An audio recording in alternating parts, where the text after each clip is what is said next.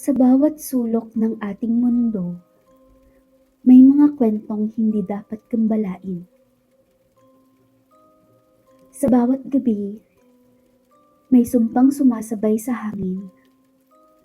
At sa bawat kwento ng kadiliman, may isang Maria na nagmamasid.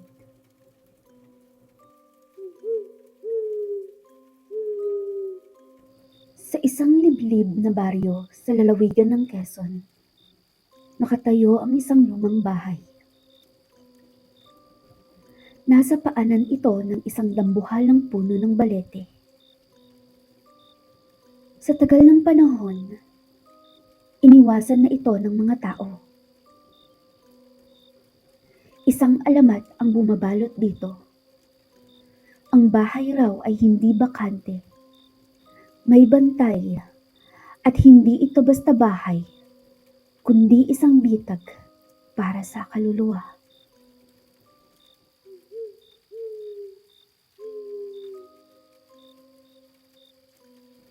Pagod sa ingay at gulo ng Maynila, umuwi si Nina sa kanilang probinsya. Isa siyang dalagang nasa mid-20s, matalino, tahimik, at may mapagmasid na mga mata. Matapos ang ilang taon sa syudad bilang interior designer, tila ba naubos ang kanyang enerhiya. Burnout ika nga nila. Kaya naisipan niyang bumalik muna sa kanilang bayan, kung saan tahimik, presko ang hangin, at tila mas mabagal ang ikot ng mundo.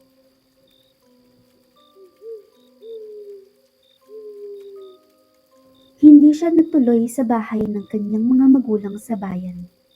Sa halip, pinili niyang tumira pansamantala sa isang lumang bahay na minana pa ng kanilang pamilya mula sa kanyang yumaong lola. Isang malaking bahay na matatagpuan sa dulo ng isang masukal na daan. Ang bahay ay matagal nang walang nakatira. Sarado ang mga bintana at ang bubong ay may ilang bahagi ng kalawangin. May amoy na halong alikabok at kahapon sa bawat sulok. Ngunit sa kabila ng pagiging luma at abandonado, may kakaibang akit ito kay Nina. Parang tinatawag siya pabalik. Pagkapasok niya, agad niyang naramdaman ang bigat ng paligid. Tahimik, masyadong tahimik.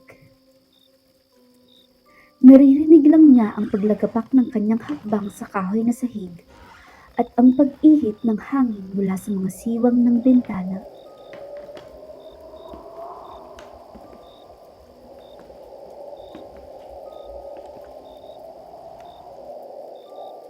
Napaisip siya kung bakit tila walang naglakas loob manatili sa bahay. Sabi ng ilan, may masamang espiritu raw na nananahan doon. Kwento ng matatanda, maraming gabi raw na may naririnig silang umiiyak o biglang humahampas ang mga bintana kahit walang hangin.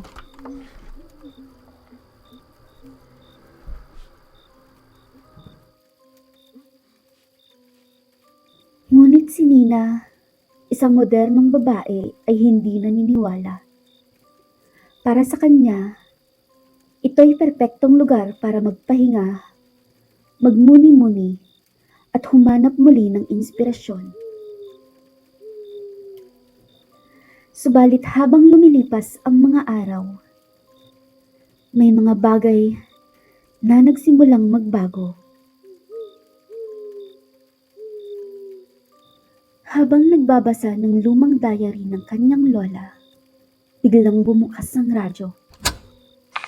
Isang antigong radyo na sa pagkakaalala niya hindi na gumana pa mula pa noong siya'y bata. Ang tugtog pamilyar, ang paborito ng kanyang lola. Ngunit ang lamig na naramdaman niya ay hindi galing sa hangin. Parang may dumaan sa kanyang likuran.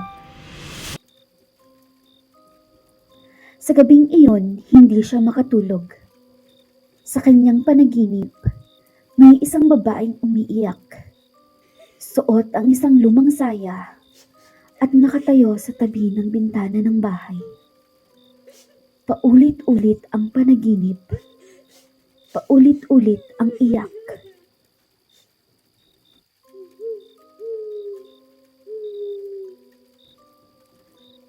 Habang lumalalim ang gabi,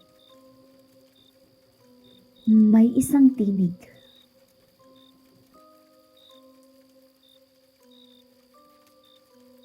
Umalis ka.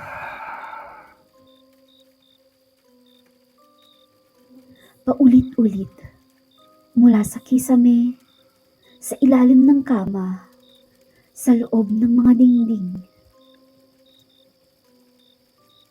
Sa pagkataranta, binuksan ni Nina ang flashlight ng cellphone niya.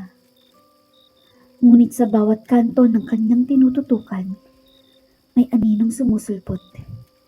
Hindi diretso, kundi parang sumasabay lang sa kanyang kilos.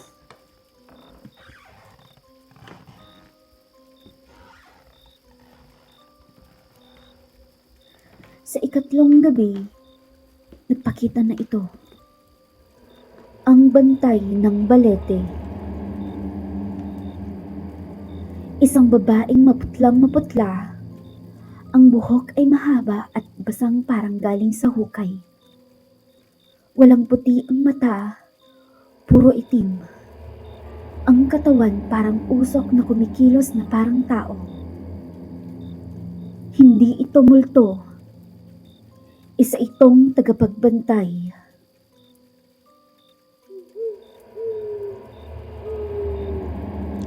Hindi ka dapat nandito. Ang bahay na ito hindi para sa mga buhay.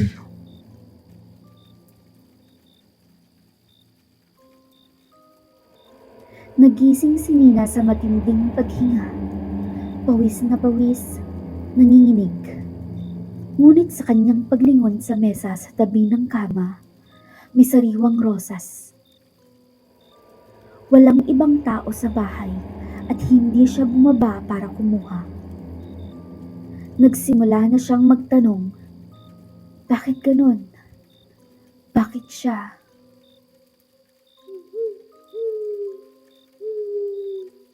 Doon nagpakita si Maria.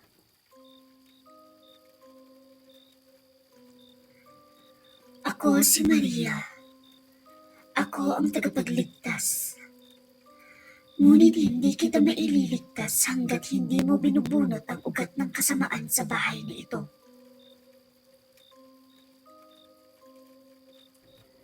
Ipinakita niya kay Nina ang nakaraan. Isang babaeng naging desperado sa pag-ibig. Ikinulong ang kaluluwa ng asawa sa altar. Gumamit ng orasyon, kulam at itim na kandila. Ang bahay ay naging bitag ng mga kaluluwang dumaan. Mula noon, lahat ng bisitang natulog doon, hindi na nakalabas ng buhay.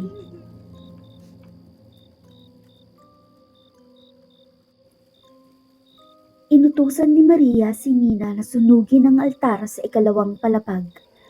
Doon, sa pinakasentro ng bahay, ang sinapupunan ng sumpa. Sa kanyang pagdating, hindi siya handa sa kanyang nakita. Larawan niya mismo, nakapwesto sa altar. Katabi ng mga larawan ng ibang biktima. Lahat patay. Buhos, posporo, apoy. Umiiyak ang bahay. Umiikot ang paligid. Humiyaw ang lahat ng dingding.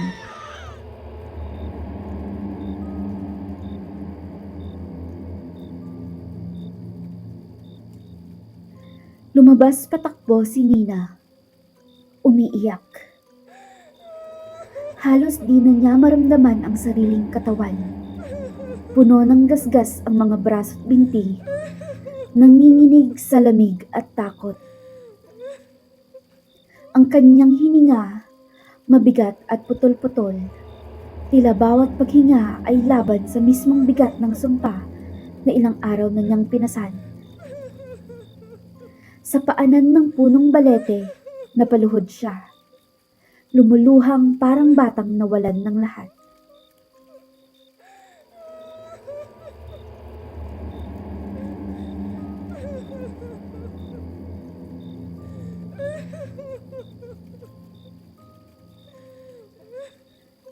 Paglingon niya sa likuran, wala na ang bahay. Walang bubong, walang pader, walang bakas ng hagdanang umakyat sa altar ng kasamaan. Ang lupa ay nabalot ng makapal na abo, itim. Para bang sumabog ang galit ng 5 dekadang kinimkim sa loob ng bahay na iyon. At sa gitna ng mga abo, may naiwan. Isang bagay na tila hindi nasunog. Isang lumang rosaryo. Kulay itim. Ngunit ang krus ay pilit na nagniningning. Parang tanging alaala ng liwanag sa gitna ng dilim. Hawak ni Nina ang rosaryo. Pinikit ang mata. Isang panalangin hindi para sa sarili, kundi para sa lahat ng kaluluwang naroroon. Pero si Maria, wala na rin.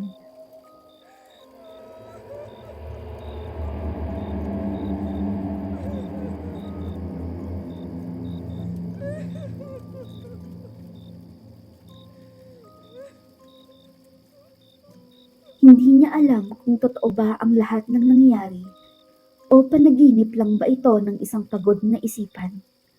Ngunit totoo ang luha, totoo ang sugat, at totoo ang katahimikang naiwan.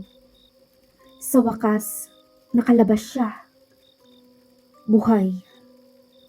Ngunit hindi na siya ang dating Nina.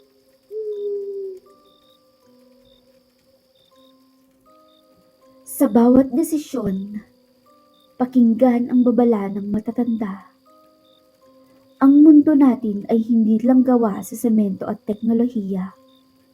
May mga pader na gawa sa galit, dasal at sumpa.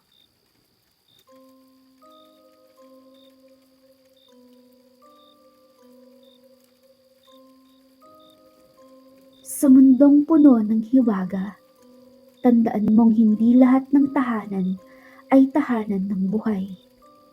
Huwag mong pasukin ang hindi mo naiintindihan. Ako si Maria, at hanggang sa muli ng ating pagkikita.